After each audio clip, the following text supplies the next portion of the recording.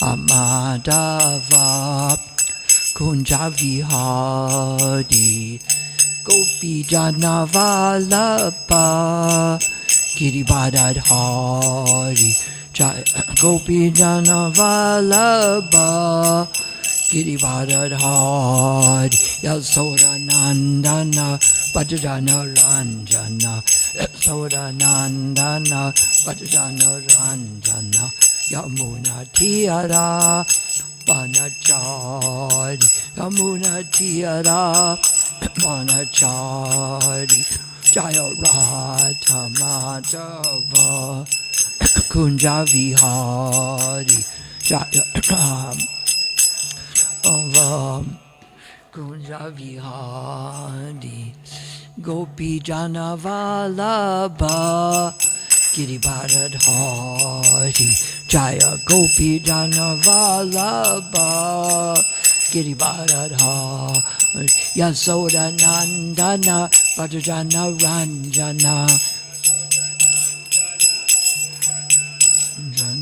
Yamuna Tiyara Banachari Yamuna Tiyara Banachari Jaya Radha Madhava Kunja Vihari Jaya Radha Madhava Kunja Vihari Gopi Jana Vallabha Girivardhari Jaya Gopi Jana Vallabha Girivardhari Yasoda Nandana Bhajana Ranjana Yamuna Tiyara Banachari Yamuna Tiyara Banachari Jai Om Vishnupad Paramahansa Parabhajakacharya Austatara Satta Sri Sriman His Divine Grace Srila A.C. Bhaktivedanta Swami Srila Prabhupada Ki Ananta Gaudiya Vaishnavini Ki Jai Om Vishnupad Paramahansa Parabhajakacharya Austatara Satta Sri Sriman His Divine Grace Srila Bhaktisiddhanta Saraswati Prabhupada Ki Ananta Gaudiya Vaishnavini Ki Namacharya Srila Haridas Thakur Ki Sri Sri Radha Radhanath Ki Shamakund Radhakund Giri Govardhan Ki Yamuna Mai Ki Ganga Mai Ki Tulsi Devi Ki Bhakti Devi Ki Srimad Bhagavatam Ki Temple of the Vedic Planetarium Ki Opening of the Ram Mandir Ki. All glories to the assembled devotees. All glories to the assembled devotees. All glories to Sri Guru and Sri Gauranga.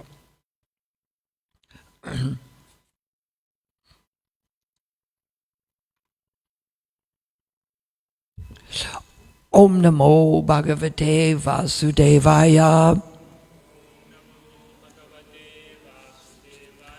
Om Namo Bhagavate Vasudevaya. Om Namo Bhagavate Vasudevaya.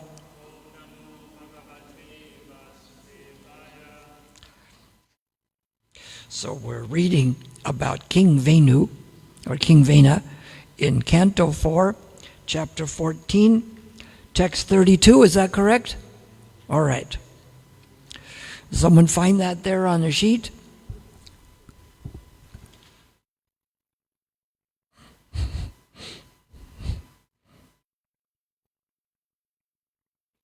You got it there? We ready? Nayam Arhati Asad Vrito Naradeva Varsanam Yo Diyagya Patim Vishnum Vinidate Anapatrapa. Oh, there's a dot. It's Anapatrapaha. Nayam Arhati Asadvrito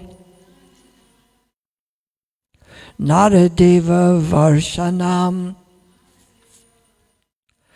Yodhyagya Patim Vishnum Vinidate Anapatrapaha. Nayam aratiya sadvrito Naradeva Varshanam Yodhyagna Patim Vishnum Vinidate Anapatrapaha Nayam Aratiya Sadvrito Naradeva Varshanam Yodhyagna Patim Vishnum Vindati Anapatrapaha Nayam Aratiya Sadvrito Naradeva Varshanam Yodhyagna Patim Vishnum Vinadati Anapatrapaha. Repeat.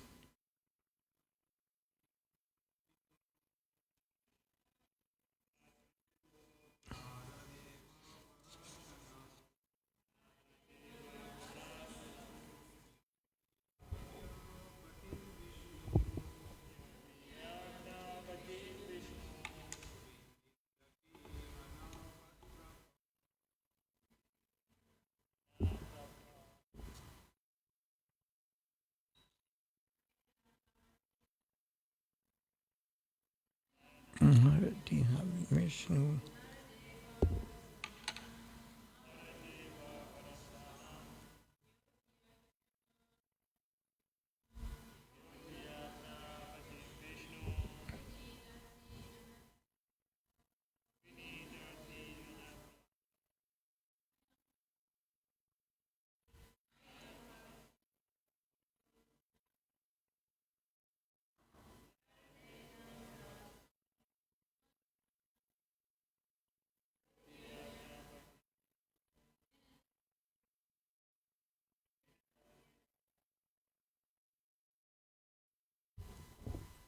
Now, never. I am this man. Arati deserves. Asadvritaha, full of impious activities. Naradeva, of the worldly king or worldly god. Vara asanam, the exalted throne. Ya, he who. Adiyagna patim, the master of all sacrifices. Vishnu, Lord Vishnu. Vinidati, insults. Anapatrapaha, shameless. Is that the quality we want to have? Maybe not. Translation. The saintly sages continued, this impious, impudent man does not deserve to sit on the throne at all. He is shameless, and he even dared insult the Supreme Personality of Godhead, Lord Vishnu. Purport. By His Divine Grace, A.C. Bhaktivedanta Swami, Srila Prabhupada. One should not at any time tolerate blasphemy and insults against Lord Vishnu or his devotees. Remember that, that'll be on the test.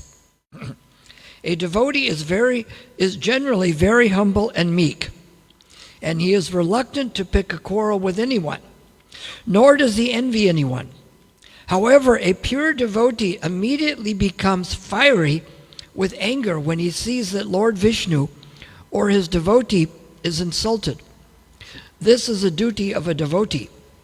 Although a devotee maintains an attitude of meekness and gentleness, it is a great fault on his part if he remains silent when the Lord or his devotee is blasphemed. Om Jnana Timranya Sagana Kanasalakaya Chaksuran Militanyena Tasmai Shri Gurave Namaha. So, it mentions in the Bhagavad Gita that Krishna talks about the austerity of speech. And this helps us to understand this. Before we speak, we have to think, is it truthful? My father trained me that way. He says, what's Mickey Mouse, a cat or a dog? Quick, what is it? A cat or a dog? What is Mickey Mouse, a cat or a dog? Which one? Yes, because if you don't think about it first, either answer is wrong. So quite often people come up with things, they're confused, so they go straight to war. They start fighting. They cause trouble without trying to see what the result of this is. That's why Krishna talks in the last verse of the 3rd chapter of Bhagavad Gita about using deliberate spiritual intelligence. We don't have to say a lot of words, but we have to say the correct ones. You know that sometimes certain companies you call, they say, thank you so much for calling us, and we so much appreciate your business, and you're one of our valued customers, and they go on and on and on. You know, and you want to know the time of day, but they're telling you how to build a clock. So it isn't necessary. It's better just to make one statement and know that it's the right statement. So from here, I think, now, on a certain day, Madhurya Kandambini mentioned that we should not blaspheme those devotees who have dedicated their lives to chanting the holy name. Now, which day was that? Monday, Tuesday, Wednesday, Thursday, Friday, Saturday, or Sunday? What day did she mention that? Monday? Tuesday? All the days that begin in Y. Why is that mentioned? Is it sort of a bad idea? Now, why would it be a bad idea to insult the devotees? Can anybody think of some reasons?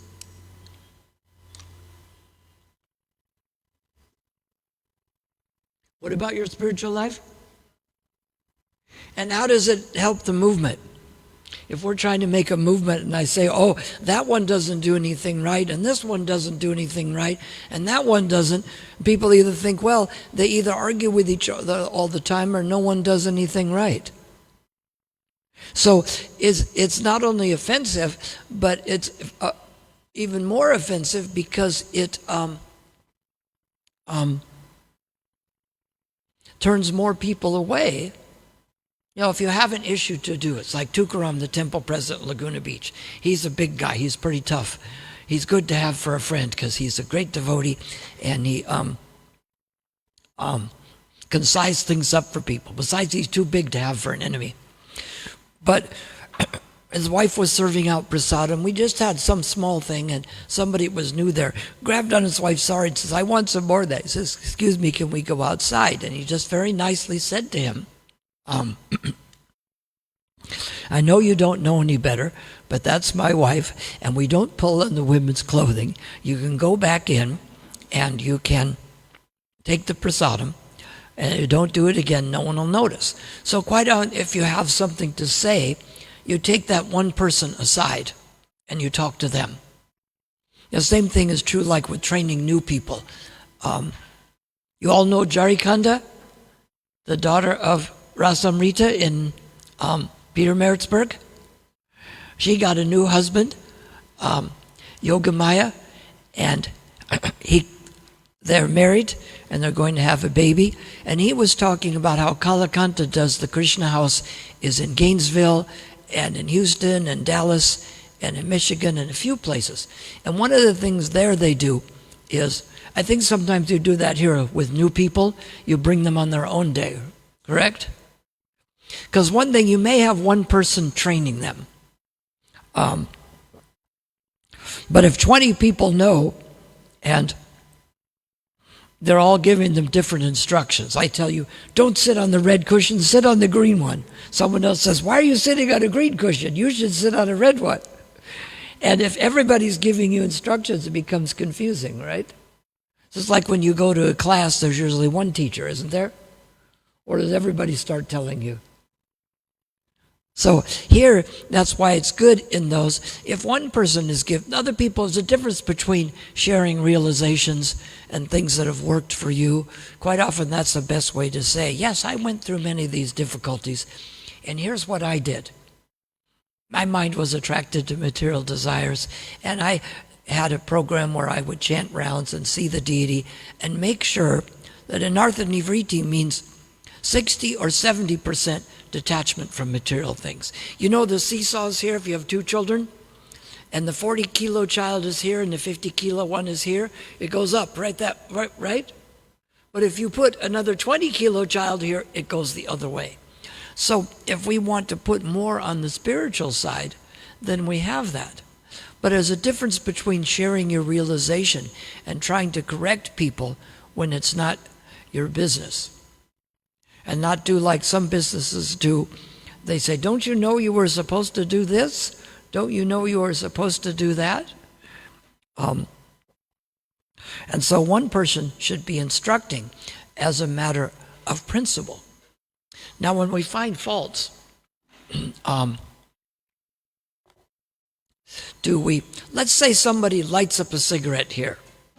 Is the best thing to say, you stupid fool, you're not allowed to smoke? Or do you say, I'm sorry, smoking is not allowed on the property? Which one is it? Or do you smack them around and let them try to figure out why? Is that it? Which one is it? Yes, because it's a principle issue. It's not like I say, well, I'm an American, I can smoke here, but you guys can't. Is that the issue? No, it's the smoking that's not allowed.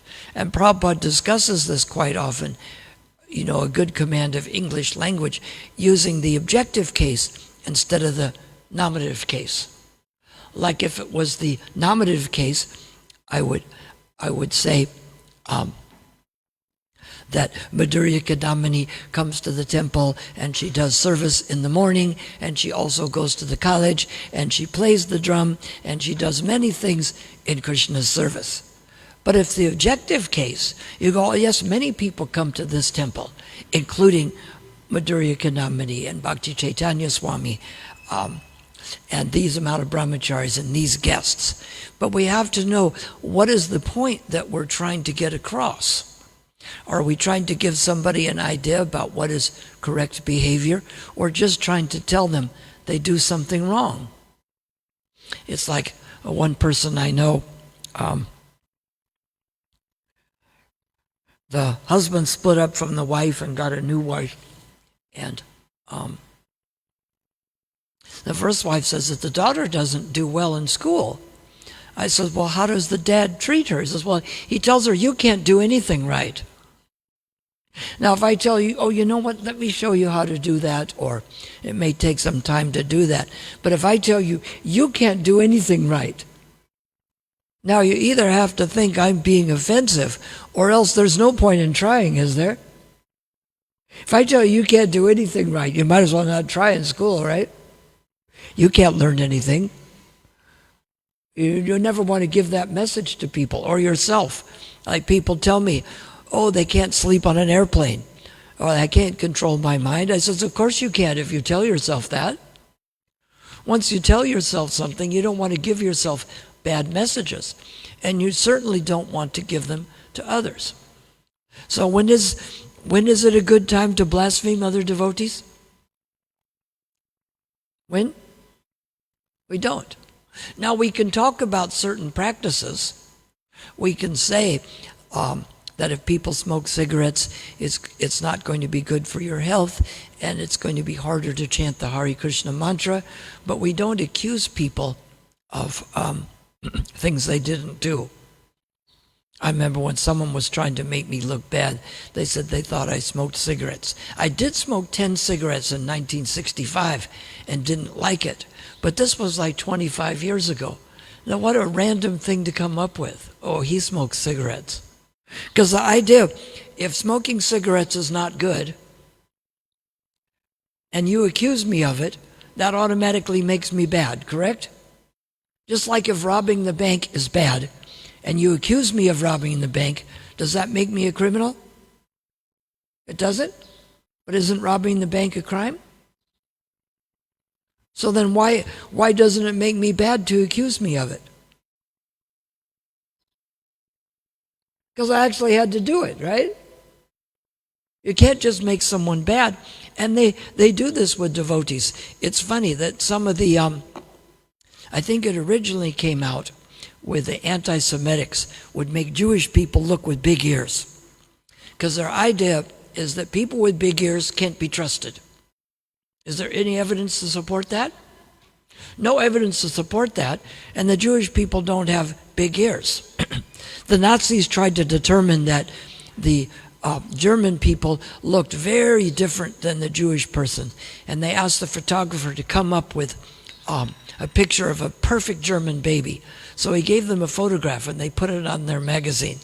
It didn't come out till later on, but the photographer gave them a picture of a Jewish baby that they were presenting as their prime one. So people try to do that with different races. The shape of white people's heads or African people's heads is different, and where their ears are. And all of this is just some kind of craziness to promote fault finding that isn't true. Just like when we say all of something, all Americans or all Indians or all black people do this. Once you say all of them, have I talked to all of them? Have you talked to all Americans? Have you talked to all black people? So can you make a statement that all black people do this and all Americans do that? You can say that all the people dressed in saffron today are sitting on the floor at the temple. That you can say because but if we come up with wrong information, especially we shouldn't come up with information that is fallacious to find faults. It's one thing if some devotee grabbed the keys and is stealing a car. To call a thief is not fault finding. You say, hey, that Ramadas just took someone's keys and he's driving away. You're simply pointing out a fact. You're not trying to blaspheme someone. Blaspheming is coming up with things they didn't do. But I figure if you're bad, it's just like I figure you must be a criminal, right? So if I put drugs in your pocket and call the police, that's okay. And then when they take you away, since you're a criminal, it's okay for me to steal your things because you're bad and I'm good. Is that correct? That's the things that people think with that. So they took this idea with the big ears, and some of the extreme right-wing people would show President Obama with big ears. Again, there's no theory that big ears make someone untrustable, and Obama did not have big ears. So then when they did a cruise, and there was Radhanath Swami and Bhakti Charu Swami were on the cruise with many devotees. They rented some boat and went somewhere.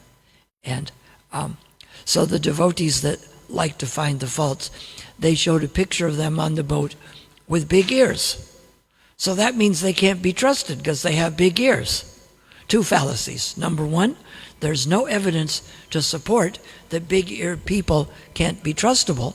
And neither Bhakti Charu Swami nor Radhanath Swami have big ears anyway. So if both things are fallacious ideas, how can you use that as proof that someone is untrustable? Then what happens when people read this? What if they believe that? People come up with all kinds of fallacious ideas. Some of the people who think that only Prabhupada should be guru, they just assume that anyone who's initiating is just trying to steal Prabhupada's disciples. Well, that's a bad assumption. So some of the people told me that Gopal Krishna Swami only manages in ISKCON because he couldn't get a job in the material world. My one friend told me this, who was into the idea that only Prabhupada can be the guru.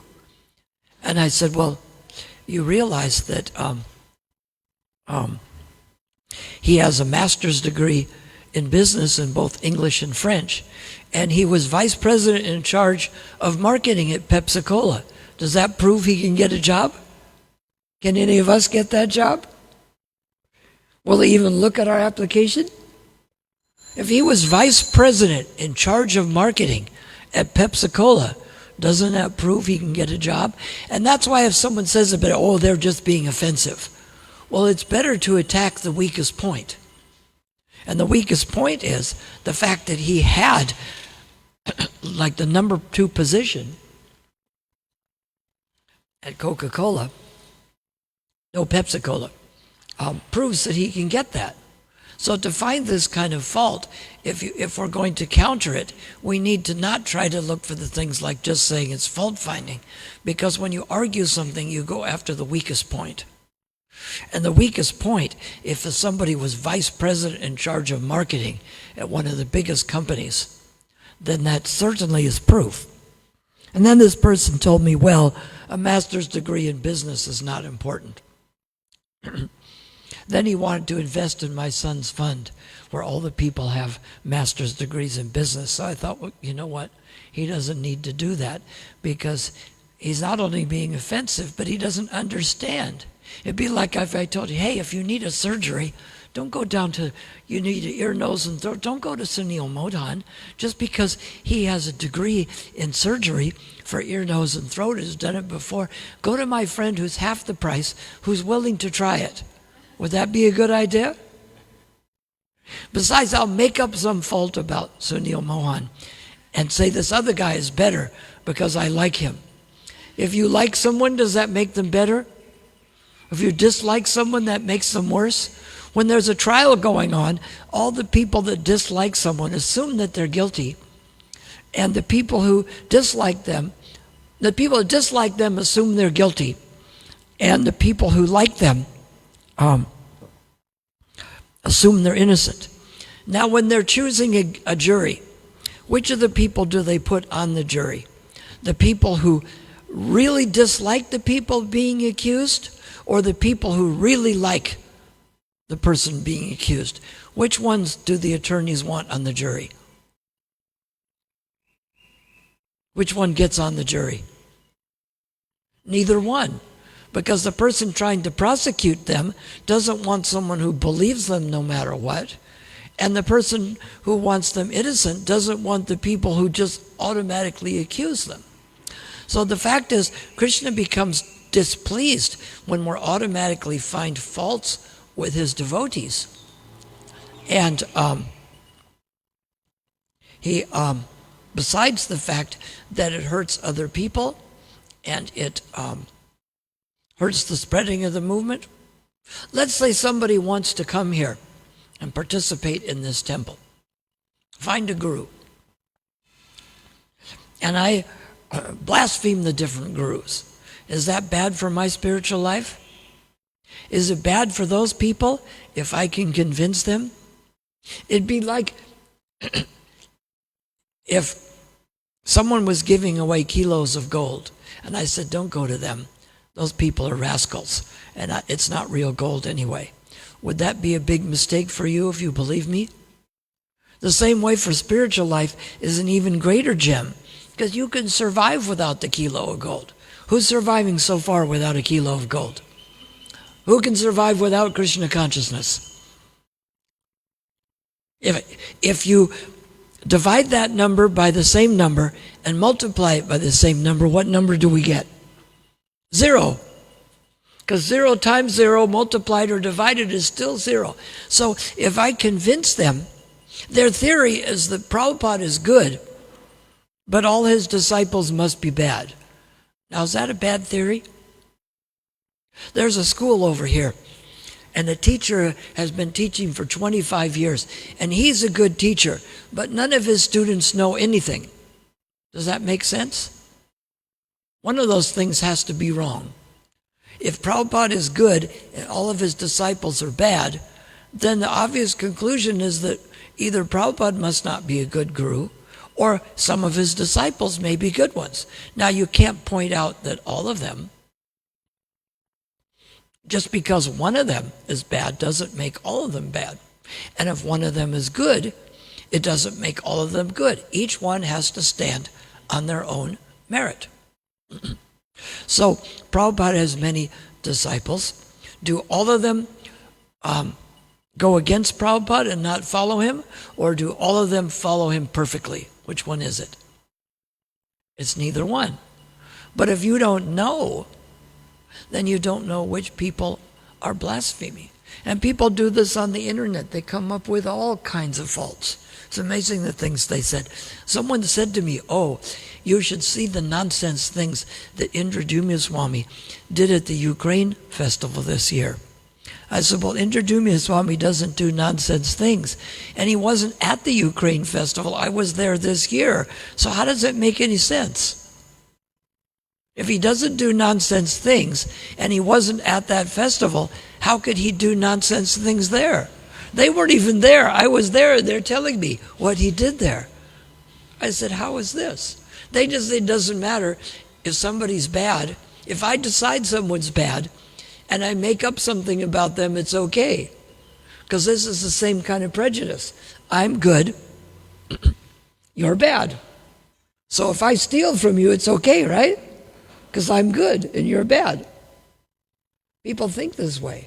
But this is a fallacious way of thinking. So it pollutes our mind to do all kinds of bad things. And the better the devotee, the worse it is for that. And we have to be careful too to, say like in Laguna Beach, we have a temple 100 kilometers south, one 100 kilometers north, and one that's east about 50 kilometers. And there's an ashram connected to Laguna Beach that's 60 kilometers north. Now,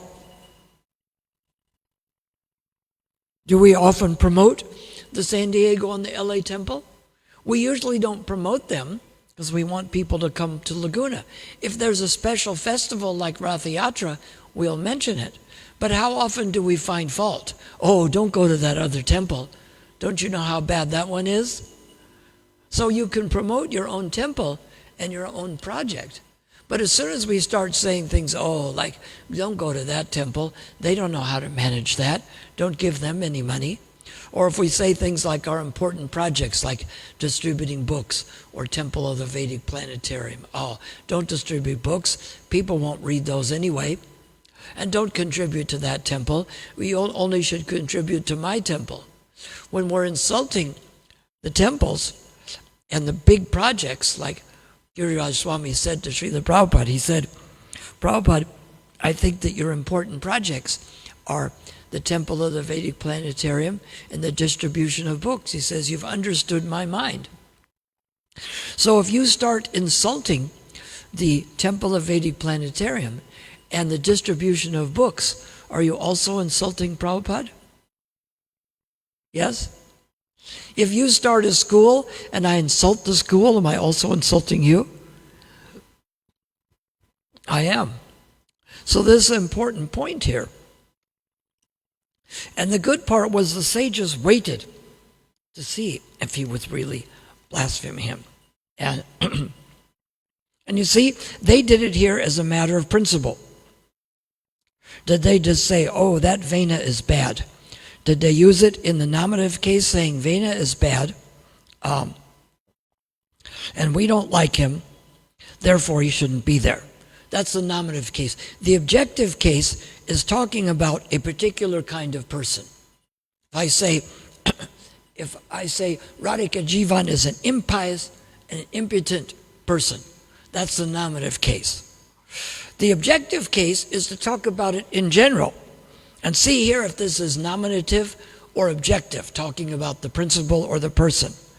It's the sages continued. This impious and impotent man, they didn't say his name, it's just the qualities, does not deserve to sit on the throne at all. He is shameless and even dared to insult the Supreme Personality of Godhead. So it says a devotee is humble and does not pick a quarrel with anyone. How do we do that? It's funny, it's like the guards here were told not to let certain people come down and yesterday. And when people says, oh, the guards told me I can't go down there. He says, no, but he said it nice. He says, this is my job, and I've been instructed by the authorities to protect the temple, to not let people go down during this time.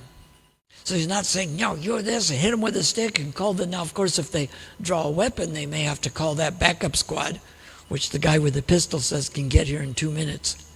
But first, he starts out by saying, no, the authorities told me not to let anybody go down, and this is my job, and the reason is to protect the temple.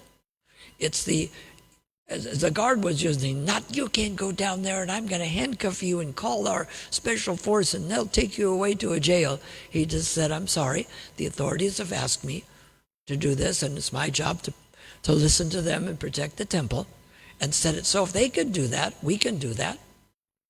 So we don't pick a quarrel with anyone. Does it mean we don't stand up for what's correct? I had this dilemma when I went to Mayapur. I walked up. I stayed in the building with Jayapataka Swami and Achuchananda Swami. People say, oh, the Lotus, the Conch building? No. The Long building? No. Oh, the Gita Bhavan? No. The only building we had was the thatched hut there. You know, people don't understand. It's like when I said Prabhupada sent me here to start a temple, they said, oh, did you go to the Sri Sri Radharanath temple? I said, no, I was going to plant the seed of starting a movement, and then the people do that. They think, oh, yeah, you go there and the temple's waiting for you, and you just wait for someone to open the curtain and serve the plate. It's a little easier than trying to start an idea and get books out and collect funds and get a property and do all the different things. So I walked up to the yoga pit, and one of Prabhupada's godbrothers says to me, so how are Jayapataka Swami and Achuchananda Swami? I said, they're good. And he kind of has a chuckle, ha ha ha, laugh. He said, see, I know your devotees, all of them. I said, well, I'm there now. And I said, we'll have 50 next week because we're having the cornerstone laying for the big temple here. And he says, well, we have 200 people. You'll never have that many. Do we have that many in Mayapur now? I named the people in Mayapur then. Can anyone name them in Mayapur now? No, you can't name them all because there's thousands. So then he said, your Swamiji, meaning Prabhupada, should not have gone to the West without the permission of this mat. So now I'm thinking, you know, I have to defend my spiritual master and the truth. And I have to do it without insulting his godbrother. So we have to remember, we just have to present the facts. Like even the guard said, I'm sorry, no one is going down there now. You know, just say, I'm sorry, we're clearing the temple now to clean the floor. So if you can get up and go out, they can remove the furniture and we can clean the floor. They get out of this temple right now, right? Sometimes there may be a reason for that. And when people know that you're not generally like that, like generally I'm not saying that, right? So if I say, duck on the ground right now, would you do it? Or would you argue with me? And then there's a big beam comes in and misses you, or someone's throwing a rock, right? I did that. We were at the Madhavan, and there's this tiny road, and this one devotee comes around the corner, and I know him. He's a lot younger than me, but he says, get out of the road immediately.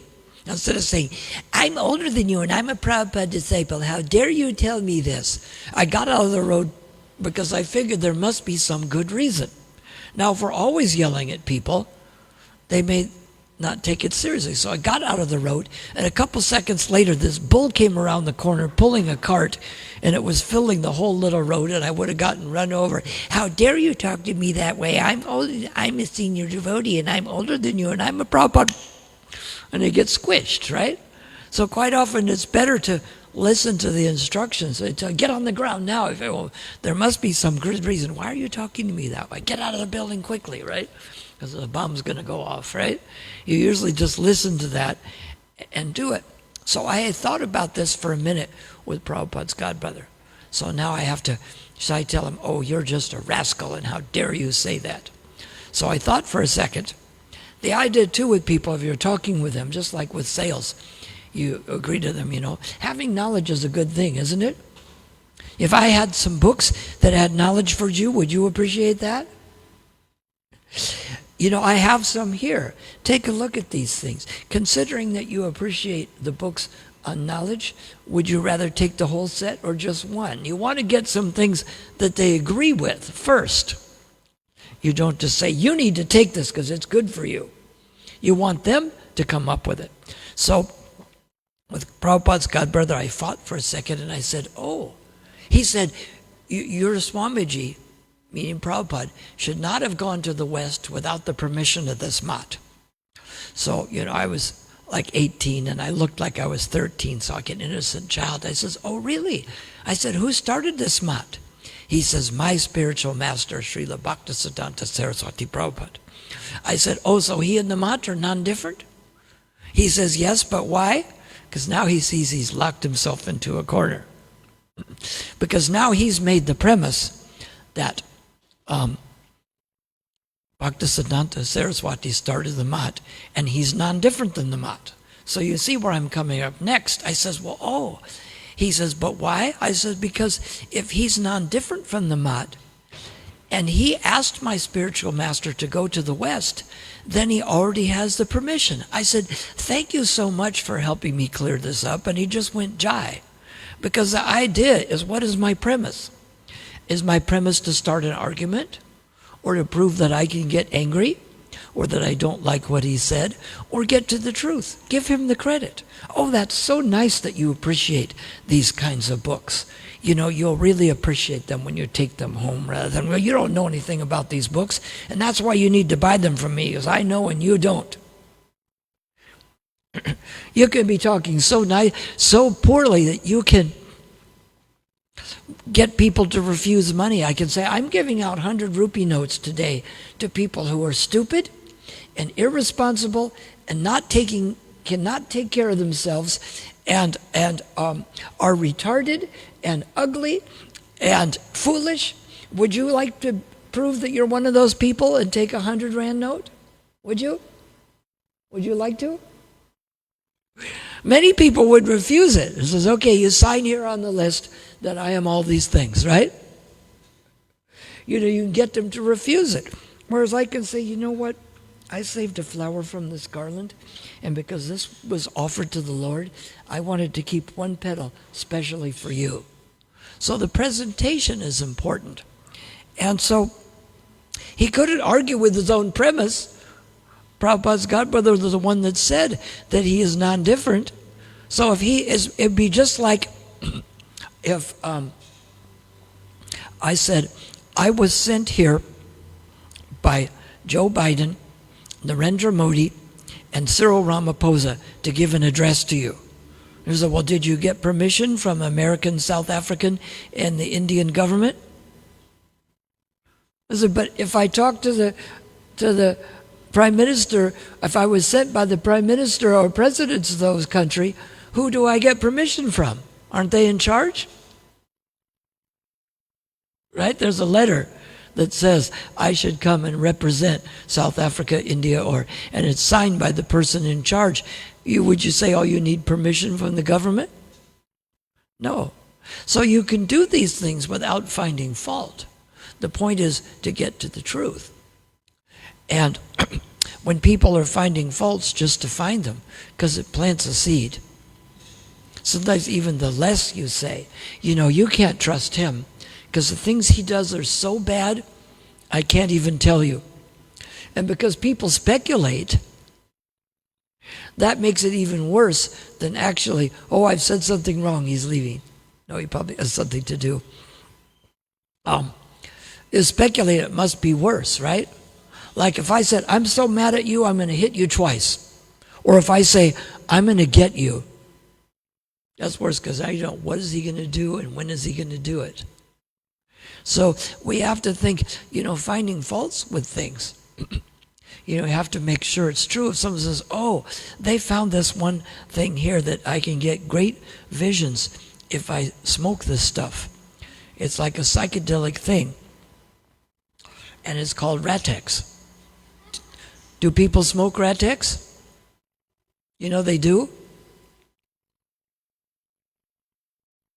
You can tell because sugars is a drug that has amphetamines that speeds you up. It has heroin that slows you down, and Ratex that makes you hallucinate. It goes from bad to worse to most worst, right? Somebody dies and they have to figure out which one killed them. Did they overdose on the heroin, or did the Ratex kill them? So is this a bad thing to take? Or do they put just enough in there that you can do it with impunity? Is that it? Does that sound safe? So if someone says, oh, someone told me that this thing is safe, would you tell them, no, that thing isn't safe and you shouldn't trust that person? Of course you would, because you're not blaspheming someone. When we're talking about a devotee, we're talking about their devotional. If someone wears a coat that says, I'm a devotee and I'm selling sugars, and he told me that this is safe, you have to say no. If something is not safe and someone tells you it is, you can't believe that person. So based on what's true and what's not true, if some devotee tells you, oh, there's no Krishna temple in Chatsworth, and you say that's not true, there is, are you blaspheming that devotee, or are you pointing out the truth? And it's better to point it out in the objective case by bringing out the truth. If you say, oh, no, that person's a rascal, you can't trust him, everything you say is wrong. Because the real point is, you want people to know that there is a temple in Chatsworth, and they can go there. So, oh, no, there is a temple. And it's right up the street from the Chatsworth Mall, and you want them to come there.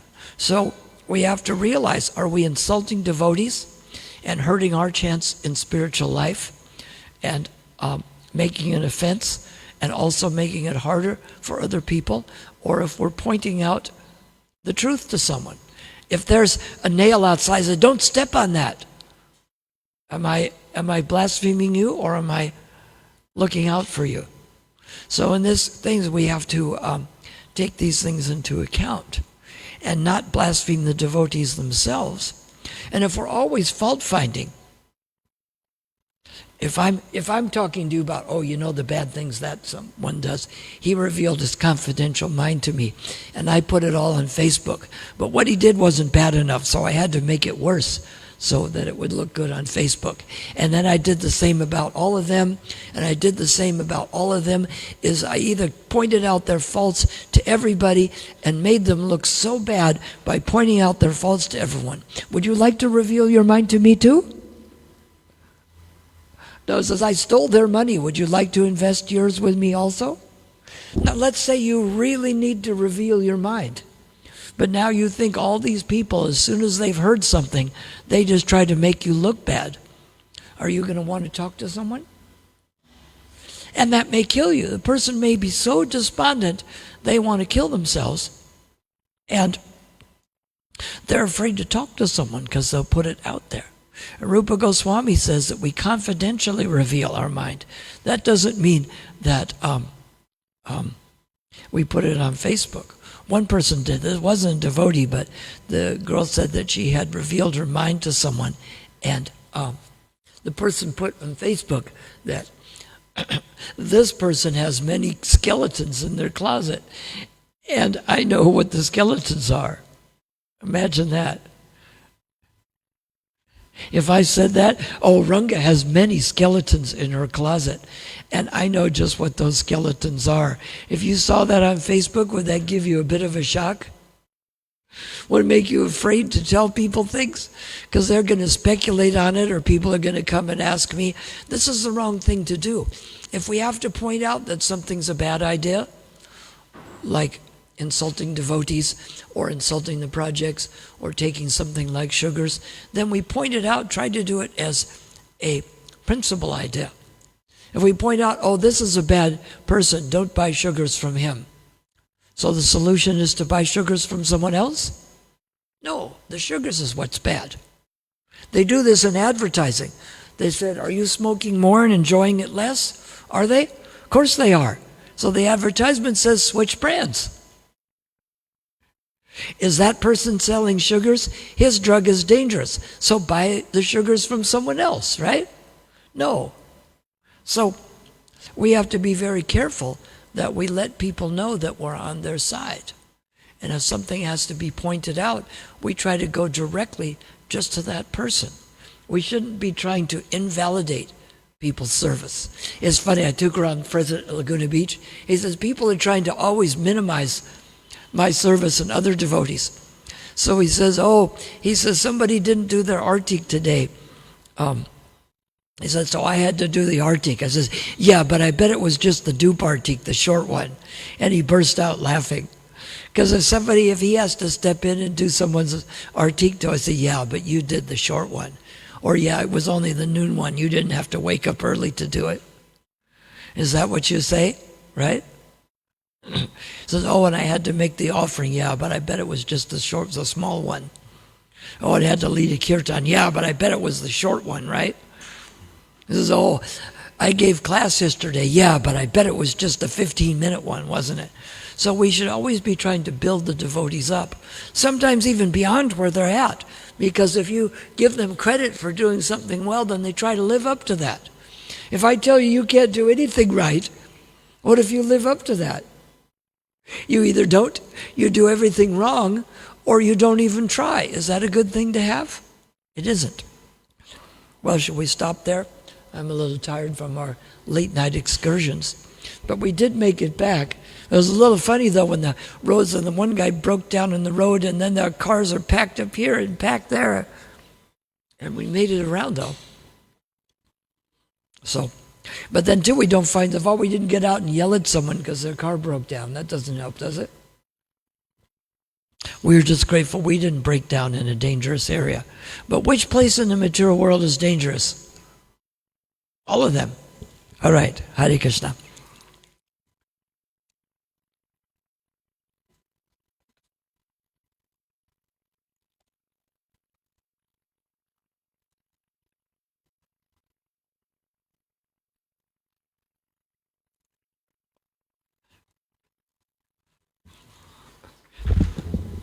Be careful there. Remember, you can't do anything right, so. Remember, you can't do anything right, so you start believing that, you start dropping mics. I play with one person. I said, are you feeling okay? You look a little tired. So I had 3 people come and say, are you okay? You look a little tired. She goes, you know what? Do I look okay? 3 people told me I look a little tired. I said, well, go throw some water on your face. And she threw water on her face. I called her. She said, you look good. Did you have rest? She goes, you know what? It worked. You know what? I told the people to say, oh, right? But I convinced that you think, oh, do I look okay? Are you okay? It looks like something.